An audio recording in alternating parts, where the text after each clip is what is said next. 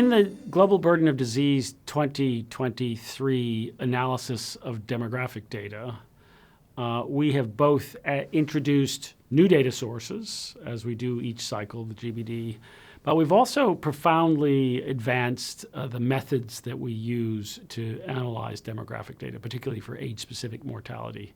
And this matters particularly in low-resource settings where we have historically and still currently depend heavily on survey sources, complete birth histories for child mortality, and then sibling histories that are deployed in household surveys, particularly in sub-Saharan Africa, but elsewhere as well. And what we've done now with new methods developed by the math sciences team at IHME is analyzed those sources, particularly the sibling histories, age group by age group, each 5-year age group separately, to provide us with some new insights into what's happening in those parts of the world. And then, of course, as the vital statistics have come in after the COVID pandemic, we've started to get insights into what occurred during the pandemic and then in the recovery phase. So that's the changes in data and methods.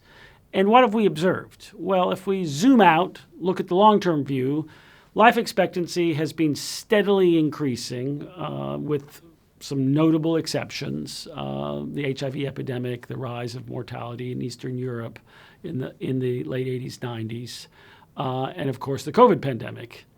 But we shouldn't forget that we've seen, a 75-year period of extraordinary progress in human health. If we zoom in more closely into the last 5 years, we had the big drop in life expectancy in most regions, but not Southeast Asia or East Asia in 2020, and then in even larger drops in 2021 in life expectancy in some parts of the world as new variants came along, particularly the Delta variant of COVID, that led to big increases in mortality. And then as the Omicron variant and subsequent families or variants in that family, we've seen COVID mortality drop very noticeably. Net effect is we have the dip in life expectancy in 2021, and most places have recovered since then, although there are many countries in the world that are not yet back on the trajectory that life expectancy was on pre the COVID pandemic.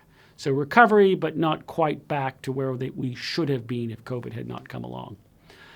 A second big observation in our demographic analysis is around changes in some parts of the world, particularly some high-income countries, in the rise of mortality in children and adolescents related to suicide and some other causes.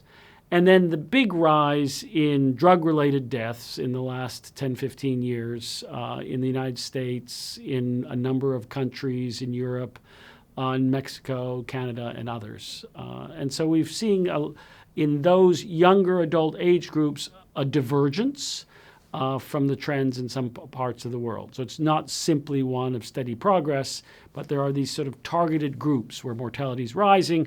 And of course, given these are often in younger adults, these are of great concern in the countries where that's occurring. Our numbers, not the trend, but our numbers in sub-Saharan Africa, because of the improved methods, the age-specific assessment in younger women and younger men are higher than they were in the past. And as a consequence, our numbers at older age are somewhat lower because previously we were analyzing sibling history data from the whole age group from 15 to 60 as a block. And the more detailed age-specific focus means that we are starting to understand some age groups have higher mortality and others lower than we previously thought.